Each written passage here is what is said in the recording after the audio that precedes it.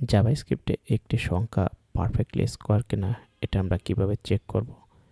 এখানে আমি একটা ফাংশন ডিক্লেয়ার করছি এবং ফাংশনটা অলরেডি কল করে দিয়েছি। এখানে 4টা আর্গুমেন্ট দিয়ে এখানে 16 আমাদের পারফেক্টলি স্কোয়ার, 25 পারফেক্টলি স্কোয়ার এবং 21 পারফেক্টলি স্কোয়ার না, এটা রিটার্ন করবে ফল। তো চলো এটার জন্য আমরা ছোট্ট একটা কোড করে ফেলি। আমাদের এই যে নাম্বারটা দেব, এটা যদি লেস দ্যান 0 হয় তাহলে আমরা এখান থেকে রিটার্ন করে দেবো ফলস। আদারওয়াইজ এবার আমাদের এই নাম্বারটার স্কোয়ার রুট বের করার দরকার। স্কোয়ার রুট বের করার জন্য আমরা ম্যাথ ডট স্কোয়ার রুট এবং এটা প্যারামিটার হিসেবে আমাদের একটা নাম নিয়ে নিল।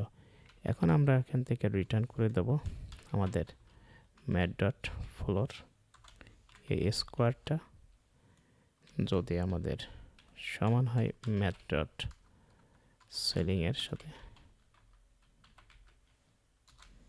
স্কোয়ার রুটটা, তাহলে এখান থেকে আমাদের ট্রু রিটার্ন করবে, আদারওয়াইজ ফলস রিটার্ন করবে। তো আমাদের এক্স্যাক্টলি কোডগুলো true false, true true false return করছে।